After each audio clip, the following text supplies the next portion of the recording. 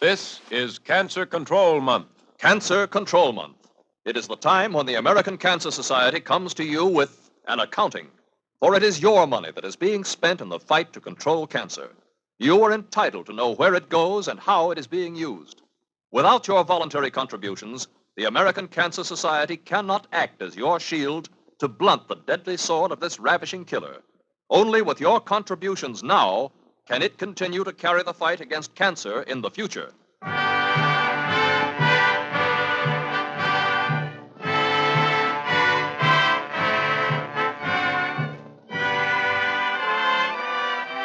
The American Cancer Society presents now the story of what your money does in the fight against cancer. It fights cancer in these three ways. First, Research.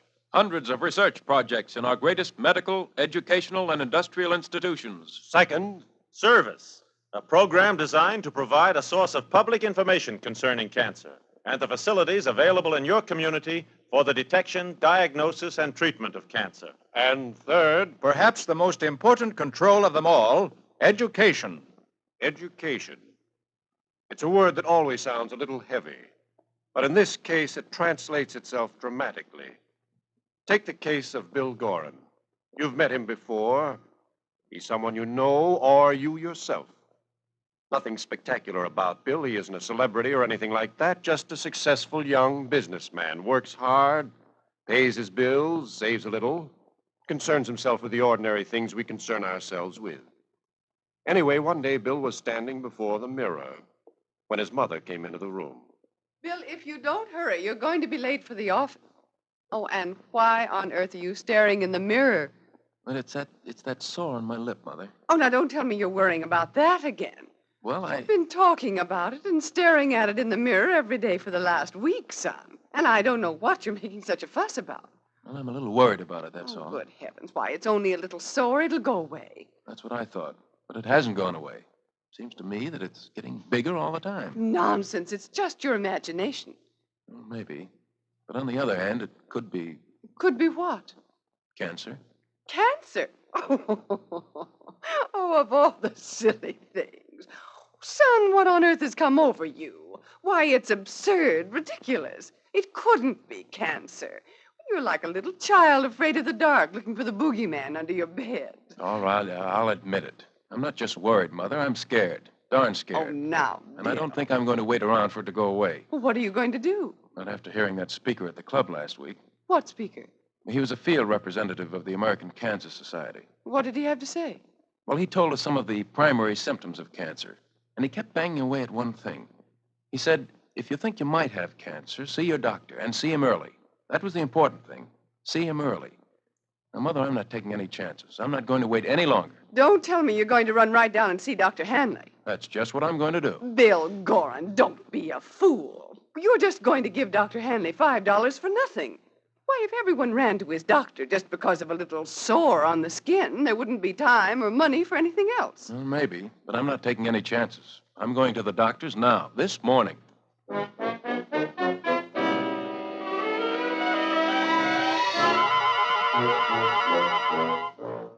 Bill Gorin was taking no chances.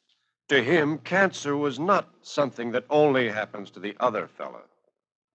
In the doctor's office, This sore on my lip, Dr. Hanley, what does it look like? Can't tell yet, Bill. I'll want to take a biopsy. Biopsy? Yes, we'll take a piece of tissue from the affected part and examine it under a microscope. I see. And after that? After that, we'll have to hope for the best.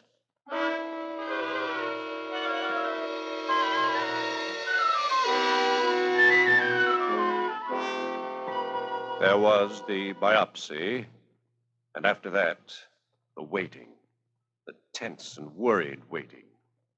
And then finally, Hello? Is this Bill Gorin? Yes? This is Dr. Hanley. Oh, Doctor, Can what... you come down to my office, Bill?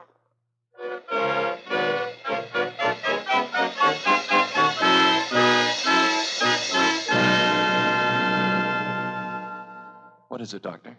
Bill, I'm sorry to tell you, but it's cancer. So it is cancer. Well, What are we going to do? Do? We're going to treat it, Bill. We're going to perform a little operation. Then there's a chance? Sure, there's a very good chance, better than even. Because what you have, Bill, is a cancer in the early stages. And that's a very large factor in your favor.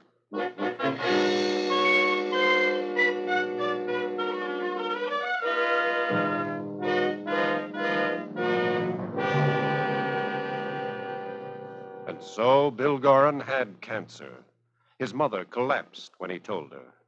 And Bill, well, he was worried, frightened naturally. Who wouldn't be? But he drew strength from his doctor, Dr. Handley. He said the cancer was in an early stage. That was the big thing, the important thing. That was in his favor. And then, after about 3 months, the doctor said, Bill, sit down. Yes, Dr. Hanley? Now, 3 months ago, you came in to see me with cancer on the lip. Yes. Now, I've got some good news for you. To all practical extents and purposes, you're cured. Of course, we'll want to wait 5 years before we can definitely close your case. But now, there's nothing to worry about. Cured? Dr. Hanley, I don't know what to say. Well, I do. You're a very lucky boy, Bill. You came in to see me when your cancer was in the early stages, and that made all the difference in the world. You had waited. You would come in for a diagnosis later when the cancer was in a more advanced stage. The consequences might have been very serious.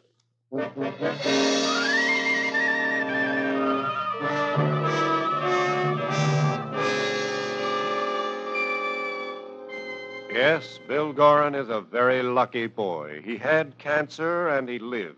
Why? Because somewhere he had read or heard that it was important to see the doctor early, to get at the cancer early. At that stage, he had a 75% chance of complete cure.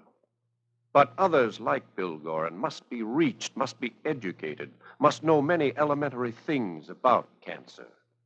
This killer has been claiming lives since before the dawn of recorded history. It is as old as man, as old as life itself. There is no person or living thing immune to the ravages of cancer. You would think, then, that in this enlightened era, we would seek out information about cancer with which to help us protect ourselves against it. You might think we would, yet listen to this. Margie! What in the world's going on out there? Oh, nothing. I'm just getting some pots out of the cupboard. You sound as if you're getting them all out and all over the floor. Sorry if I disturbed you, dear. I didn't think they were going to fall. Well, here, let me help you pick them up. Oh, thanks, but that won't be necessary. Oh, why? You keeping your cooking utensils on the floor these days? Well, these I am until tomorrow morning. Oh, then what? I'm throwing them out after I get them all together. Throwing them out? Well, they look perfectly good to me. What's the matter with them? Well, they're all aluminum. Could you reach that large frying pan up there? I don't use it very often, but it's going to. All right. Yeah, here. Margie, I don't get this. These pots and pans are in perfect condition. Some of them aren't very new, but there's years of service left in them. You haven't won a new set on a radio quiz program, have you? Nope, that's not it. And you're probably going to kick like a steer at the expense of replacing these. But I'm doing it for the sake of our health. What's the matter with our health? Nothing. Nothing at all. I just want to keep it that way. Now, look, just what are you talking about? Well, you know that Helen's husband died of cancer last week. Well, I know that, yes, but what's it got to do with us? Well, simply this. Why did Paul get cancer? Well, I don't know. Why does anyone get cancer? Well, that's what I wanted to know, so I made it my business to find out. I spoke to Helen about it, and she's convinced Paul's cancer was caused by her cooking in aluminum pots all the time. Oh, come on. You're not serious about I that. sure am. I've heard it before, and now I'm convinced it's true. Margie, you're an intelligent woman. I can't believe you'd accept something as foolish as that. I'm throwing these pots out, and we're getting a complete new set of porcelain ones. We're not going to take any chances on getting cancer. People don't get cancer from eating food cooked in aluminum utensils. Now, we're not throwing these away. Honestly, I never heard anything as crazy as that. Yes, Margie is an intelligent woman, yet she honestly believes cancer is caused by eating food prepared in aluminum utensils. This is just one of the many dangerously wrong notions about cancer. Dangerous because they cost human lives. This knowledge is passed along with good intentions but deadly effect. The truth, authentic facts about cancer must be known by everyone. Through the educational programs of the American Cancer Society, they are becoming more widely known. Right now, the money you gave and the money you will give is working for you, for your loved ones, your neighbors, your friends. The American Cancer Society uses these methods to educate the people about cancer, and they're only a few of the sum total. Through a professional educational program, through the Society's medical and scientific departments, it brings refresher courses for doctors on the latest developments in cancer and new techniques of diagnosis and treatment. It arranges professional symposiums, seminars, exhibits medical films, slides, distributes literature. The American Cancer Society reaches the people through thousands upon thousands of publications and pamphlets in 5 different languages. It exhibits posters in trolleys, buses, offices, factories. It reaches special groups, professional women, businessmen, industrial workers. It brings the facts of cancer control to the people over the radio with talks, announcements, dramatic programs. And through films to movie audiences. Through speakers addressing clubs, associations, church and community groups. And by educational exhibits, whenever and wherever possible.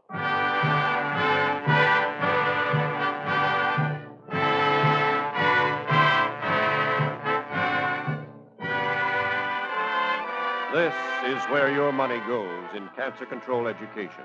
To arouse the indifferent, to reassure the frightened, to re-educate the misinformed, to activate the informed, to put the whole nation on the alert against dread cancer. This is how part of the contribution you gave to the American Cancer Society is being used. Combined with its programs of research and service, this is the job the Society is doing for you. But the job is nowhere near done. The battle for cancer control is going on, and it must still go on. This is an expensive battle. It costs money. The American Cancer Society needs your contribution to carry on the fight. It must have it to go on saving lives. For after all, it is supported by your money. Give as much as you can. Give more than you can. This is a fight for life, and it may be your life.